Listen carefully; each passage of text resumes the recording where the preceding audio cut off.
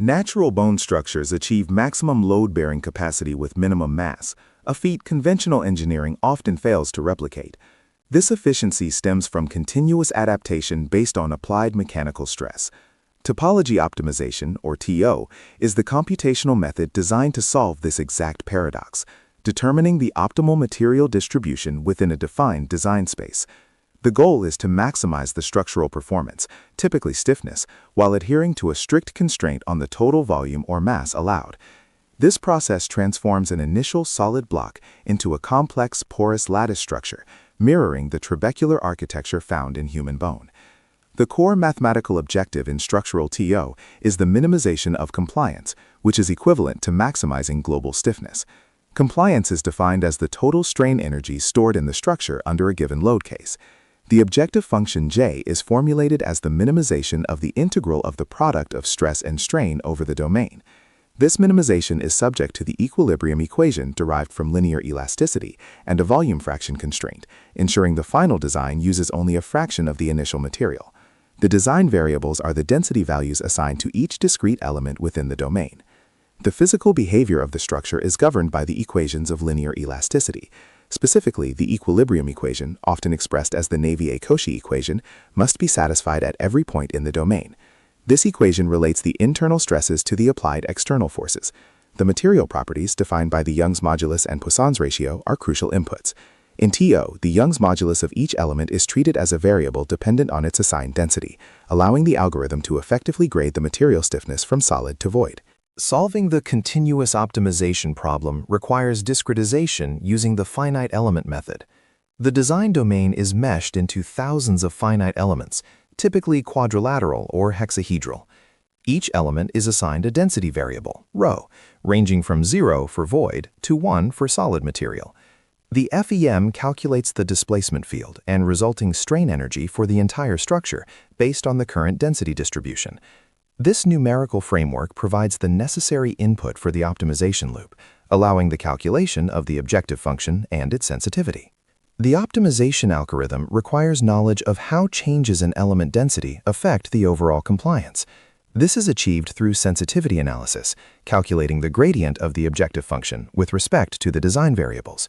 The adjoint method is commonly employed for this calculation, efficiently determining the sensitivity without requiring repeated full finite element analyses. The resulting sensitivity values indicate which elements contribute least to stiffness and should therefore have their density reduced, guiding the iterative removal of inefficient material. The Solid Isotropic Material with Penalization, or SIMP, is the standard approach used to ensure the final design consists only of solid or void material, avoiding intermediate grade densities. SIMP uses a power law to relate the element's Young's modulus E to its density rho. The formula is E equals rho raised to the power of P multiplied by the base material modulus E0. The penalty factor P, typically set between 3 and 5, heavily penalizes elements with intermediate densities, driving them towards the binary states of 0 or 1. This mathematical trick ensures a clear, manufacturable boundary between material and empty space. Unconstrained TO often produces numerical instabilities, such as checkerboard patterns and mesh dependence, where the solution relies too heavily on the specific element size. Density filtering is applied to mitigate these issues. Filtering averages the density of an element with its neighbors within a defined radius, ensuring smoother transitions and preventing checkerboard artifacts. Furthermore, projection methods and minimum length scale constraints are introduced to guarantee that the resulting features are large enough to be physically manufactured, regardless of the complexity of the organic shape. The iterative process of topology optimization directly mirrors the biological principle known as Wolff's law. This law states that bone adapts its structure to the loads it experiences, adding material where stress is high and resorbing material where stress is low. In TO, elements with high strain energy density are retained and reinforced, while elements with low strain energy density are removed. This fundamental analogy allows engineers to design orthopedic implants, such as hip stems, that promote natural bone ingrowth and minimize stress shielding, leading to superior long-term patient outcomes. The complex non-prismatic geometries generated by topology optimization are generally impossible to produce using traditional subtractive manufacturing methods like milling. The feasibility of these organic designs relies entirely on additive manufacturing, specifically techniques like selective laser melting or electron beam melting. These processes build the part layer by layer, enabling the creation of intricate internal lattice structures and porous surfaces that maximize strength-to-weight ratios and facilitate biological integration, essential for advanced aerospace and biomedical components. The future of TO extends beyond simple structural stiffness.